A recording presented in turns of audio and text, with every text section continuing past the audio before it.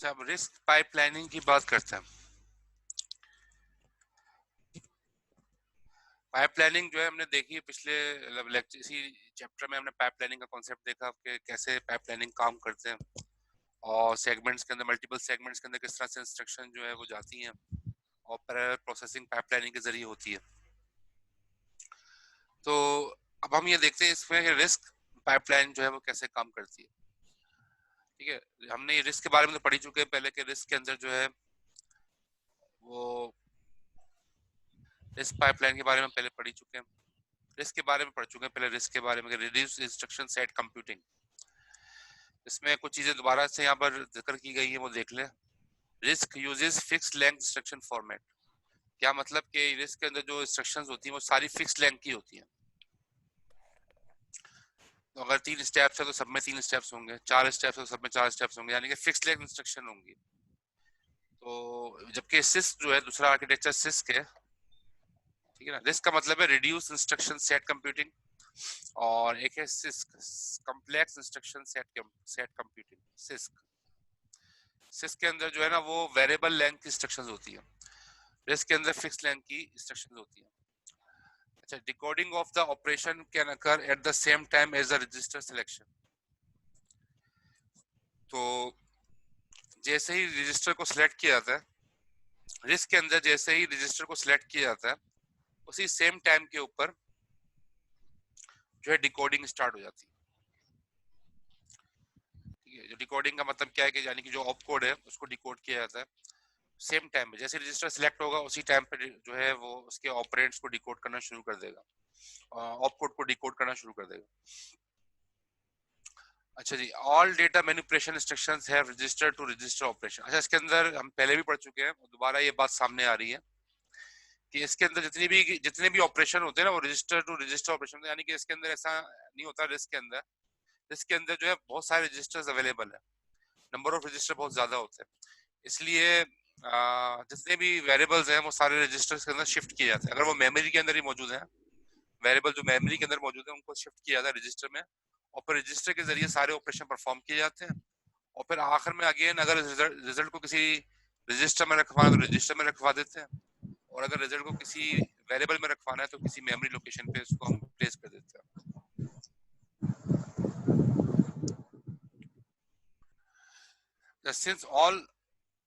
Since all operands in registers, there is no need for calculating effective address or fetching the operands from memory. ठीक है, क्योंकि सारे काम register के जरिए ही होंगे। जब रजिस्टर के जरिए सारे काम होने हैं तो मेमोरी से जाहिर मेमोरी को एक्सेस नहीं किया जाएगा कि मेमोरी से हम मेमोरी के अंदर हम काम ही नहीं कर रहे हैं, क्योंकि सारे काम रजिस्टर्स में हो रहे हैं। तो इसलिए कोई इफेक्टिव एड्रेस मालूम करने की जरूरत ही नहीं है कि मेमोरी के अंदर वो डायरेक्ट एड्रेस है या इनडायरेक्ट एड्रेस है, ये मालूम करने की जरूरत नहीं है, क्योंकि मेमोरी के ऊपर डायरेक्ट काम हो ही नहीं रहा होता। रिस्क आर्किटेक्चर में जो भी काम हो रहा होता है वो रजिस्टर्स के ऊपर हो रहा होता है। तो इसलिए जो है ना ये चीज इसके अंदर होती नहीं है। मेमोरी यानी कि जो इफेक्टिव एड्रेस कैलकुलेट करने का टाइम है ये बच जाता है, और जो इस वजह से जो है ये इंस्ट्रक्शन जो है फास्टर एग्जीक्यूशन परफॉर्मेंस देती हैं। Hence instruction pipeline can be implemented with 2 or 3 segments.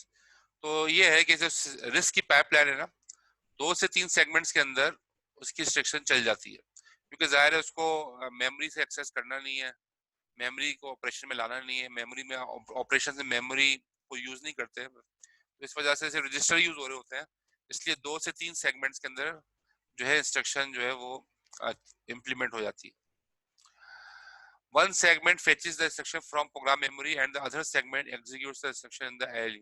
यानी कि एक सेगमेंट में क्या होगा, एक सेगमेंट जो है वो प्रोग्राम मेमोरी से इंस्ट्रक्शन को फेच करेगी, और जो दूसरा सेगमेंट होगा वो एग्जीक्यूट करेगा इंस्ट्रक्शन को अरिथमेटिक लॉजिकल यूनिट में। ठीक है ना, एक यानी कि एक सेगमेंट में फेचिंग हो रही है, दूसरे दूसरे सेगमेंट के अंदर जो है वो उसकी एग्जीक्यूशन हो रही है।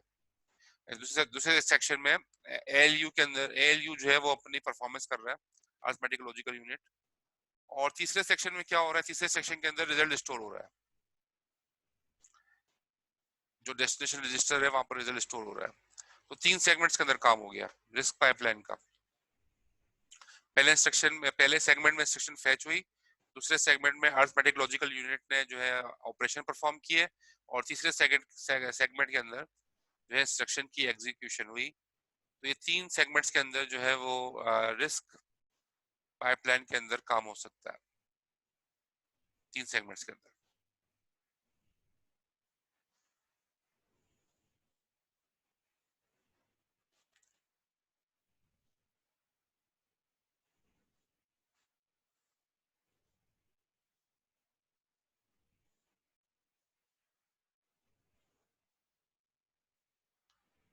अच्छा, ये रिस्क पाइपलाइनिंग टॉपिक चल रहा है।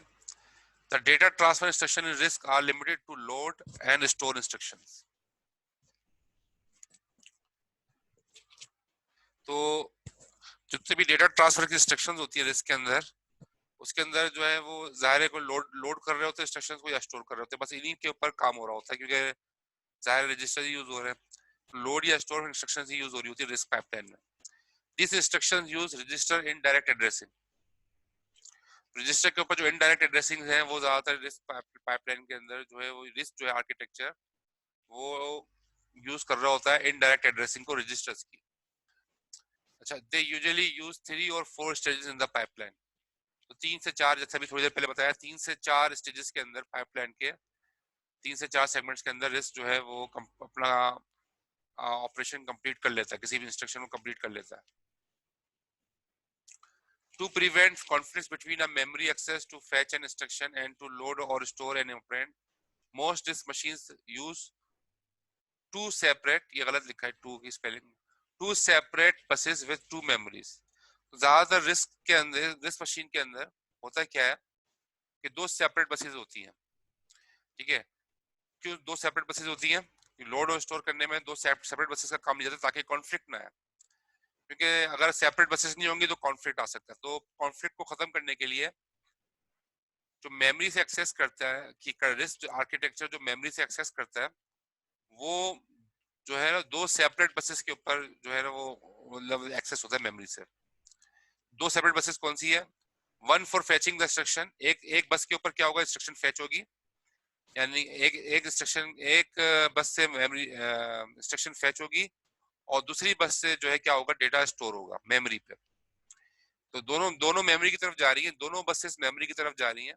एक बस से इंस्ट्रक्शन फेच करने का काम लिया जा रहा है, और दूसरी बस से जो है डेटा अगर मेमोरी पे रखवाना है, स्टोर करवाना है, वो काम दूसरी बस से लिया जा रहा है। इससे फायदा क्या होगा, क्योंकि चूंकि बसेस अलग अलग है तो एक ही वक्त में ये दोनों टास्क परफॉर्म हो सकते हैं। एक ही वक्त में इंस्ट्रक्शन फेच भी हो सकती है और एक ही वक्त में डेटा स्टोर भी करवाया जा सकता है। ये दोनों काम एक ही वक्त में हो सकते हैं क्योंकि दोनों की बसेस अलग अलग है, इसलिए कॉन्फ्लिक्ट नहीं होता रिस्क के अंदर। The two memories can sometimes operate at the same speed as the as the CPU cycle, CPU clock, and are referred to as cache memories। तो होता क्या है कि जाहिर है ये दोनों जो है दोनों मेमोरीज, ठीक है ना, एक फेच करने के लिए और डेटा स्टोर करने के लिए जो 2 मेमोरीज हैं, तो क्योंकि बसेस अलग अलग है इसलिए इनको हम 2 मेमोरीज कह रहे हैं, और जाहिर है मेमोरी के ये अलग अलग मॉड्यूल ही यूज करते हैं। दोनों बसेस मेमोरी के अलग अलग मॉड्यूल यूज करती हैं तो वो कॉन्फ्लिक्ट नहीं आता। तो जो एक सीपीयू क्लॉक के अंदर ही दोनों जो है वो चल रही होती है, दोनों बसेस के अंदर डेटा आ रहा जा रहा होता है, सीपीयू क्लॉक सेम होता है। तो इसको हम कैशे मेमोरी भी कहते हैं, इस वजह से कैशे मेमोरी भी कहते हैं हम इन बसेस को, क्योंकि ये जो है वो सिंगल क्लॉक साइकिल के अंदर जो है साइमल्टेनियसली काम कर रही है।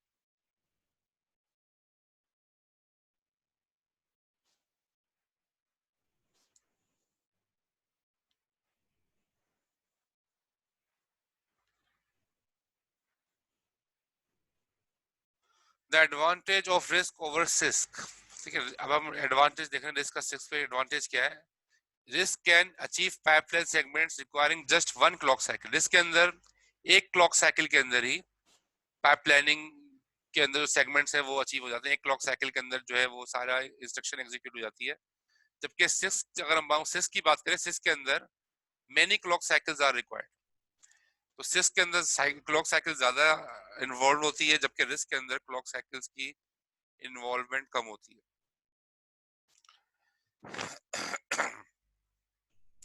Another characteristic of RISC is the support given by the compiler that translate the high level language program into machine language. तो कंपाइलर जो है ना, कंपाइलर के जो सपोर्ट है वो रिस्क के लिए ज्यादा बेहतर है क्योंकि ज़ाहिर है प्रोग्रामिंग लैंग्वेज में हम किसी भी प्रोग्रामिंग लैंग्वेज में काम करते हैं तो बैक एंड पे क्या चल रहा होता है, बैक एंड पे कंपाइलर चल रहा होता है। तो कंपाइलर जो है ना वो रिस्क आर्किटेक्चर को सपोर्ट ज्यादा करता है एज कम्पेयर टू सिस्क, क्योंकि रिस्क की फिक्स लेंथ इंस्ट्रक्शन होती है और एक क्लॉक साइकिल पे कंप्लीट हो जाती है। तो कंपाइलर जो है वो इसकी सपोर्ट रिस्क के लिए ज्यादा अच्छी होती है, यानी कि जो प्रोसेसर रिस्क पाइपलाइनिंग यूज कर रहे हैं, रिस्क आर्किटेक्चर जो प्रोसेसर यूज कर रहे हैं उनके ऊपर कंपाइलर जो है कंपाइलर के इश्यूज ज्यादा नहीं आते, उनको कंपैटिबिलिटी या कंपाइलर की परफॉर्मेंस रिस्क आर्किटेक्चर के साथ बेहतर होती है। अच्छा जी, लास्ट पॉइंट क्या कह रहे हैं, instead of designing hardware to handle the difficulties associated with the data conflicts and branch penalties, RISC processor rely on the efficiency of the compiler. यहाँ वही बात की जा रही है कि बजाय रिस्क जो है वो रिस्क हार्डवेयर के डिजाइनिंग के जरिए, बजाय ये कि हार्डवेयर के जरिए से रिस्क अपने जो है वो डिफिकल्टीज को हैंडल करें, रिस्क प्रोसेसर करते क्या है, रिस्क प्रोसेसर जो है वो रिलाई करते हैं कंपाइलर की एफिशिएंसी पे। कंपाइलर उनकी जो प्रॉब्लम रिस्क आर्किटेक्चर में आ रही है, बजाय हार्डवेयर के जरिए से उसको सॉल्व करने के, कंपाइलर अपने एंड पे उसको सॉल्व करने की कोशिश करे। कंपाइलर जो है इतना एफिशिएंट होना चाहिए कि वो रिस्क के अंदर आने वाली प्रॉब्लम्स को समझ सके और उसको अपने एंड पे सॉल्व कर ले। तो इस वजह से रिस्क आर्किटेक्चर, क्योंकि रिस्क आर्किटेक्चर सिंपल है तो फास्टर एग्जीक्यूशन होती है, तो कंपाइलर का काम थोड़ा बढ़ जाता है। कंपाइलर अपने एंड पे जो डिफिकल्टीज आ रही होती है रिस्क आर्किटेक्चर में, वो अपने एंड पे उन डिफिकल्टीज को रिजॉल्व करने की कोशिश करता है। और हम अभी देखते भी एग्जांपल्स के अंदर ये कैसे होता है। तो यहाँ पर ये लिखा है कि RISC processor rely on the efficiency of the compiler to detect and minimise the delays encountered with these problems. ठीक है, तो डिलेज को मिनिमाइज करने के लिए और जो डिटेक्ट प्रॉब्लम्स को डिटेक्ट करना, डिलेज को मिनिमाइज करना, इसके लिए ज्यादातर रिस्क आर्किटेक्चर जो है वो कंपाइलर की हेल्प लेता है। कंपाइलर जो है वो अपने एंड के ऊपर इन प्रॉब्लम्स को रिजॉल्व कर रहा होता है।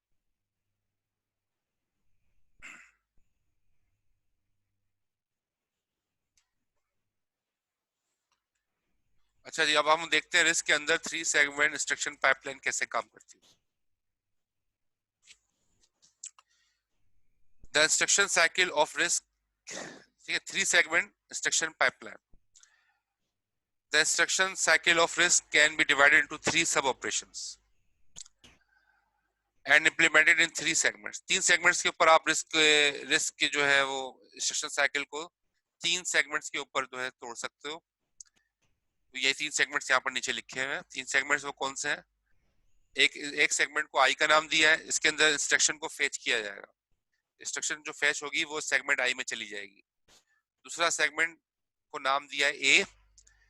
ये ए सेगमेंट क्या करेगा, उस जो इंस्ट्रक्शन फेच की है उसके ऊपर अरिथमेटिक एंड लॉजिकल ऑपरेशन को परफॉर्म करेगा। एडिशन है, सब्ट्रैक्शन है, मल्टीप्लिकेशन है, डिवीजन है, लॉजिकल है, एंड और नॉट वगैरह, जो भी है जितने भी सारे अरिथमेटिक लॉजिकल ऑपरेशंस हैं, उन सारे ऑपरेशंस को जो है परफॉर्म इस सेगमेंट में किया जाएगा, सेगमेंट ए में। और जो तीसरा सेगमेंट है ई, ये सेगमेंट जो है ये इंस्ट्रक्शन को एग्जीक्यूट करेगा। तो एक्चुअली रिस्क पाइपलाइनिंग की हम बात कर रहे हैं। अगर रिस्क पाइपलाइनिंग के अंदर these 3 segments are used to implement an instruction I, A and E. यहाँ लिखा है I segment fetches the instruction from program memory. I segment में program memory से instruction fetch होगी. The instruction is decoded and an ALU operation is performed in the A segment. Instruction को decode किया जाएगा और ALU जो है वो अपने ऑपरेशन परफॉर्म करेगा। कौन से सेगमेंट में? ए सेगमेंट में, जो भी बताया मैंने आपको। Depending on the decoded instruction ALU performs. ALU क्या काम कर रहा है? ALU के काम ये लिखे, डेटा मैनिपुलेशन इंस्ट्रक्शंस, डेटा को मैनिपुलेट करेगा, डेटा मैनिपुलेशन इंस्ट्रक्शन देखेगा, डेटा को मैनिपुलेट करेगा। अच्छा, evaluates the effective address for a load और स्टोर इंस्ट्रक्शन, फिर चेक करेगा कि जो है इंस्ट्रक्शन कहाँ, जो है लोड कहाँ पर करनी है, और जो रिजल्ट स्टोर करवाना है वो कौन से एड्रेस पे करवाना है। तो इफेक्टिव एड्रेस देखेगा, ऑपरेंड देखेगा कहाँ है। Calculates the branch address for a segment control instruction, और ये भी देखेगा कि अगर कोई ब्रांच आ जाता है, कोई प्रोसीजर आ गया, इंटरप्ट आ गया, उसको हम ब्रांच कहते हैं, तो ब्रांच एड्रेस को भी कैलकुलेट करेगा कि कौन से एड्रेस पे जंप करना है। तो जाहिर है अगर ब्रांच होगी तो जंप करेगा, अगर ब्रांच नहीं है तो ये स्टेप नहीं होगा। तो ये अरिथमेटिक लॉजिकल यूनिट्स इन चीजों को देख रहा होता है। अच्छा, आखिर में बता रहा है the E segment directs the output of the ALU to one of three destinations depending on the decoded instruction.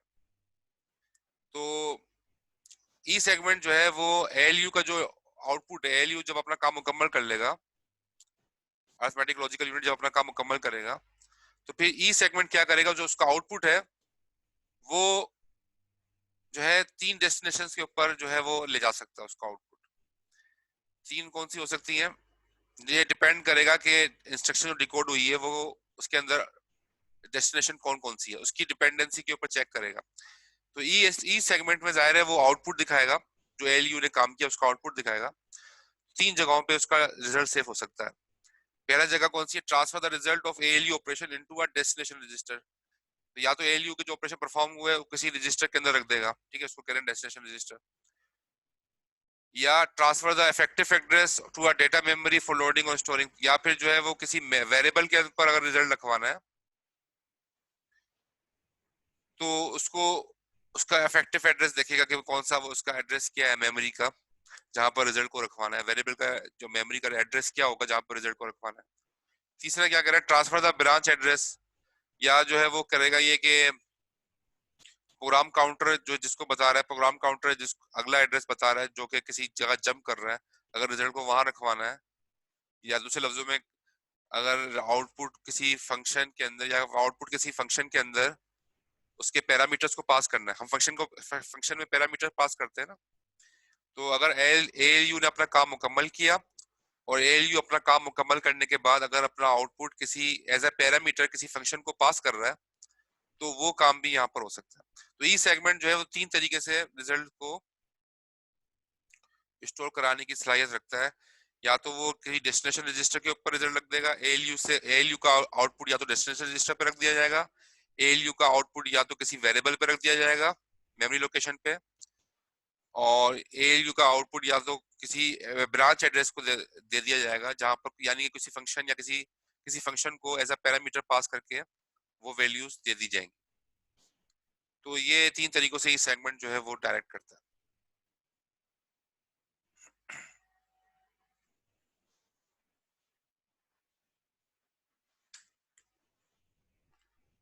अब एग्जांपल देख लेते हैं, यहाँ एग्जांपल से बात समझ में आएगी।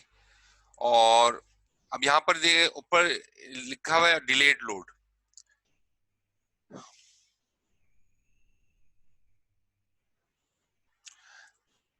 डिलेड लोड, ठीक है, यानी कि लोड इंस्ट्रक्शन को लोड करने में थोड़ा सा डिले किया जाए, क्योंकि जाहिर है जो मैंने आपको बताया था लास्ट क्लास में, जो डेटा हैजर्ड्स होते हैं, यानी कि डेटा हैजर्ड्स में कॉन्फ्लिक्ट आ जाता है।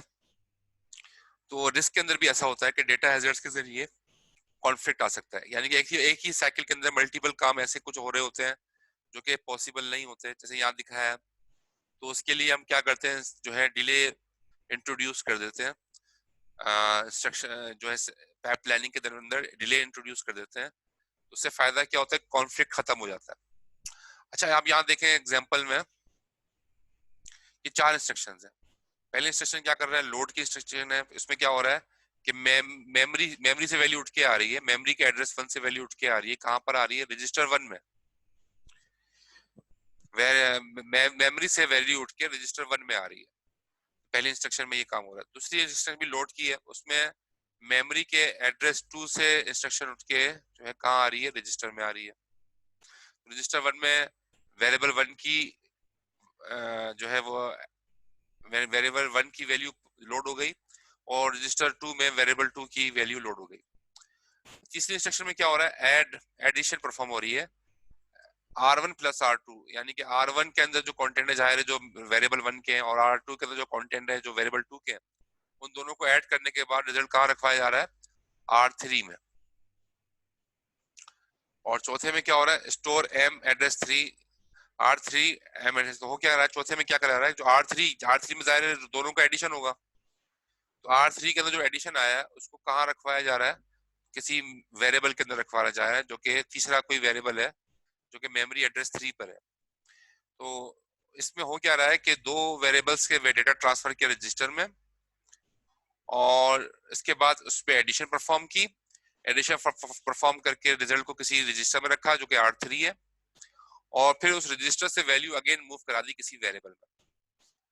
अब यहाँ पर एक बात देखिए, मैंने आपको पहले बताया था कि इस रिस्क आर्किटेक्चर में मेमोरी के एड्रेसेस के ऊपर काम नहीं होता, इसलिए सारे वैल्यूज जो मेमोरी की है वो कहाँ पास की जा रही है? रजिस्टर को। मेमोरी एड्रेस 1 भी रजिस्टर को पास हो रही है, मेमोरी एड्रेस 2 भी रजिस्टर को पास हो रही है।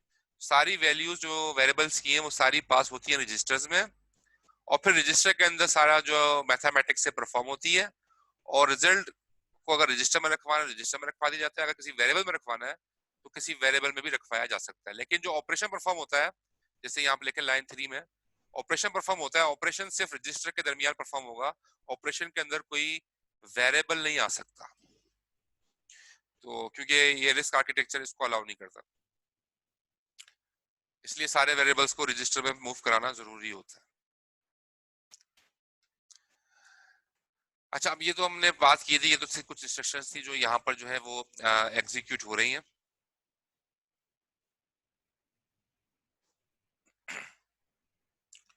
तो यहाँ देखो ऊपर दिखाया हुआ है क्लॉक साइकिल, ऊपर क्लॉक साइकिल शो हो रही है। क्लॉक साइकिल कितनी है? 1 2 3 4 5 6, 6 क्लॉक साइकिल चल रही है, 6 क्लॉक साइकिल्स हैं। तो पहली क्लॉक साइकिल पे क्या हुआ?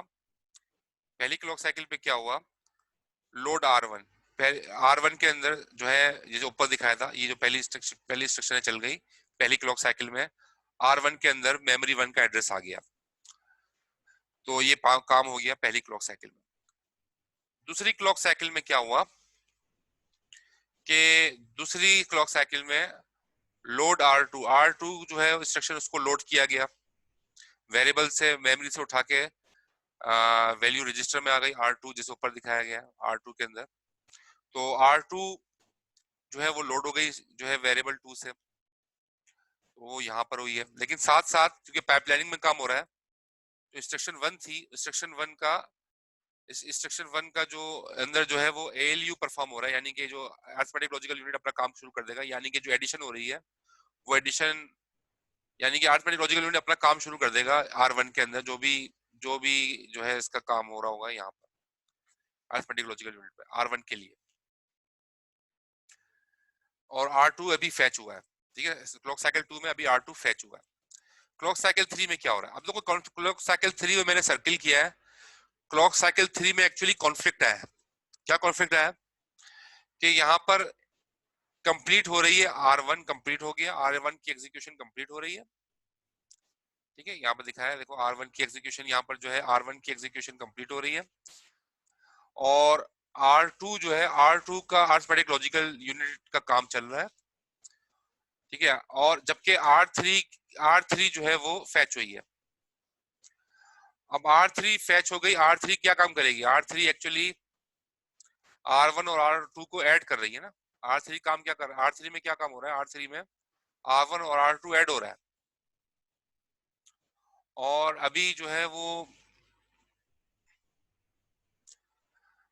तो अभी इस वक्त जो है R2 अभी कंप्लीट हुआ नहीं, R2 तो अभी प्रोसेस में है, R2 का तो अभी अरिथमेटिक लॉजिकल यूनिट चल रहा है, तो ये इंस्ट्रक्शन अगर लोड कर ली जाएगी तो ये एडिशन परफॉर्म नहीं कर पाएगा, क्योंकि अभी R2 जो है वो अभी प्रोसेस में, R2 अभी कंप्लीट नहीं हुआ है, तो R2 कैसे फिर यहाँ पर एडिशन के अंदर काम में आ सकता है? अभी तो R2 चल रहा है, अरिथमेटिक लॉजिकल यूनिट इस वक्त R2 पे काम कर रहा है, तो अभी ये कंप्लीट नहीं हुआ है, कंप्लीट तो ये यहाँ पर होगा E पे, ठीक है, तो ये कॉन्फ्लिक्ट आ गया यहाँ पर।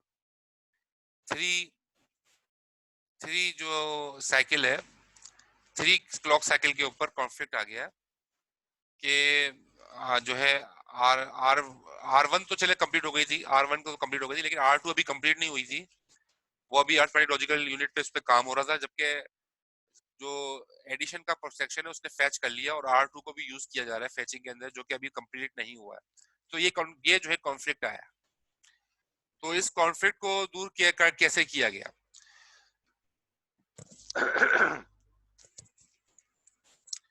तो इस कॉन्फ्लिक्ट को दूर करने के लिए एक साइकिल बढ़ा दी गई, एक इंस्ट्रक्शन बढ़ा दी गई।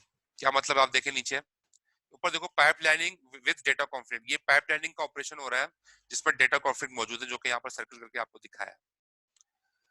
अब यहाँ पर नीचे देखें कि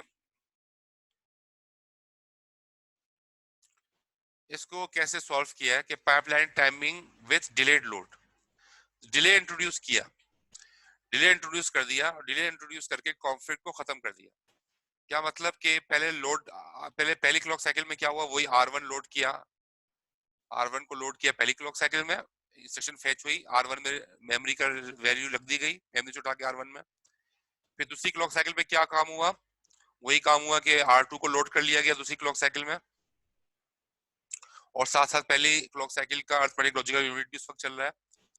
कॉन्फ्लिक्ट आया था R3 में, ऊपर देखिए कॉन्फ्लिक्ट आया था, कॉन्फ्लिक्ट आया था इंस्ट्रक्शन साइकिल 3 में, क्लॉक साइकिल 3 में कॉन्फ्लिक्ट आया था।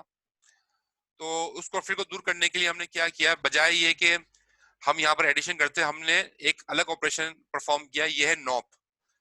नॉप का मतलब है नो ऑपरेशन, यानी कि कोई भी ऑपरेशन परफॉर्म नहीं किया। और ये क्यों यूज कर रहे हैं? ताकि एक क्लॉक साइकिल को हमें जाया करना है। जाया क्यों करना है? ताकि जो है कॉन्फ्लिक्ट खत्म हो जाए। जो ऊपर कॉन्फ्लिक्ट आया है क्लॉक साइकिल 3 पे, इसको अगर हमें खत्म करना है तो हम क्या करेंगे कि एक क्लॉक साइकिल को हम जाया करेंगे। और जाया करने के लिए हमारे पास एक इंस्ट्रक्शन है नो ऑप, एन ऑप, यानी कि नो ऑपरेशन। ये कोई भी ऑपरेशन परफॉर्म नहीं होगा। तो ये इसके लिए भी जाहिर है फैचिंग का काम होगा। तो यहाँ पर फैच हुई, यहाँ पर फैच हुई। जब यहाँ फैच हुई तो जाहिर है देखो पहला पहला पहला कंप्लीट हो गई थी इंस्ट्रक्शन, दूसरी इंस्ट्रक्शन का भी जो है R2 कंप्लीट नहीं हुई थी, अरिथमेटिक लॉजिकल यूनिट उसका काम कर रहा था। तीसरी इंस्ट्रक्शन जो फैच हुई है वो कोई भी काम नहीं कर रही। तो ये कॉन्फ्लिक्ट खत्म हो गया। जो ऊपर कॉन्फ्लिक्ट था कि वो तीसरी में जो है वो एडिशन करने जा रहा था, तीसरी में एडिशन नहीं हो रही, बल्कि तीसरी के अंदर हो क्या रहा है, तीसरी इंस्ट्रक्शन में नो ऑपरेशन है, कुछ भी काम नहीं होगा। ये हमने क्लॉक साइकिल को वेस्ट करवाने के लिए यहाँ पर कर दिया काम। इससे फायदा क्या हुआ, कॉन्फ्लिक्ट जो था 3 साइकिल पे वो खत्म हो गया। फिर चौथी साइकिल के ऊपर हमने अगली इंस्ट्रक्शन को लोड किया। ये चौथी साइकिल पे हमने अगली इंस्ट्रक्शन को लोड किया और एडिशन का काम हम चौथी साइकिल पे कर रहे हैं। चौथी इंस्ट्रक्शन के ऊपर, चौथी साइकिल और जो चौथी इंस्ट्रक्शन पे जो है वो एडिशन का काम हो रहा है। और जाहिर है इसमें पहला पहला काम पहली साइकिल भी कंप्लीट हो चुकी है, पहली इंस्ट्रक्शन भी कंप्लीट हो चुकी है, यानी कि R1 कैलकुलेट हो चुका है, R1 डिकोड हो चुका है, कैलकुलेट हो चुका है, R2 कैलकुलेट हो चुका है। अब जो है वो ये पॉसिबल है कि इन दोनों के दरमियान एडिशन हो सके। तो इसलिए अब वो 4 के ऊपर जो है वो उसको लोड करवाया गया। 3 जाया करवा दी जिसमें कॉन्फ्लिक्ट था, और 4 के ऊपर उसको लोड कराया गया। और 4 पे लोड कराने के बाद अब जाहिर है 4 पे लोड हुआ और ये अरिथमेटिक लॉजिकल यूनिट अपना काम कर रहा है, एडिशन परफॉर्म करेगा और ये एग्जीक्यूशन होगी। और आखिर में जो है रिजल्ट स्टोर कहाँ कराया जाएगा, R3 में। तो R3 के ऊपर जो है जाके वो रिजल्ट स्टोर हो जाएगा। यहाँ पर इंस्ट्रक्शन जो है वो फैच होगी और जो है फिर वो अरिथमेटिक लॉजिकल अपना काम करेगा और फिर ये R3 के अंदर अपना रिजल्ट रख देगा। तो चूंकि दोनों का पाइपलाइनिंग अलग अलग है, तो मैंने बताया था पाइपलाइनिंग डिस्क के अंदर अलग अलग होती है। तो यहाँ पर कॉन्फ्लिक्ट नहीं है। यहाँ कॉन्फ्लिक्ट क्यों नहीं है? क्योंकि रिस्टोर कराने के लिए मेमोरी पे जो रखवाया जाएगा उसके लिए अलग पाइपलाइन है, उसके लिए अलग जो है बस है। मैंने बताया ना अलग अलग बसेस होती हैं। तो स्टोर कराने के लिए अलग बस है, लोड करवाने के लिए अलग बस है। तो यहाँ पर स्टोर करवाया जा रहा है तो अलग बस के जरिए काम होगा, तो इसलिए यहाँ कॉन्फ्लिक्ट नहीं है। कॉन्फ्लिक्ट साइकिल 3 पे था, जिसको खत्म करने के लिए हमने एक नोप इंस्ट्रक्शन जो है इंट्रोड्यूस की और एक साइकिल को वेस्ट करवा के हमने कॉन्फ्लिक्ट खत्म कर दिया। इस टेक्निक को कहते हैं डिलेड लोड। डिलेड लोड का मतलब क्या है, थोड़ा डिले करके अगली इंस्ट्रक्शन को लोड किया।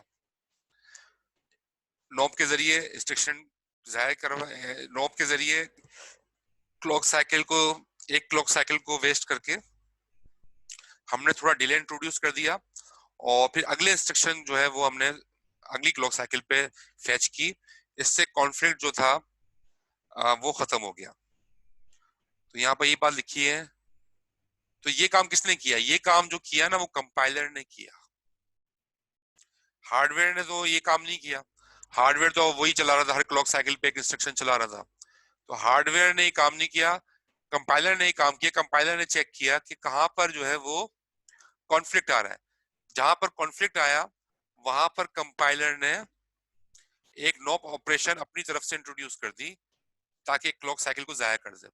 तो ये जो है एक्चुअली कंपाइलर ने हेल्प आउट किया है रिस्क आर्किटेक्चर को, रिस्क पाइपलाइनिंग को जो हेल्प आउट किया है वो कंपाइलर ने किया है। रिस्क के हार्डवेयर ने इसको सॉल्व नहीं किया, बल्कि कंपाइलर ने अपने एंड के ऊपर कॉन्फ्लिक्ट को चेक किया और फिर उसको अपने एंड के ऊपर ही रिजॉल्व किया बाय इंट्रोड्यूसिंग डिलेड लोड। अच्छा, इस स्लाइड में कोई क्वेश्चन तो नहीं है?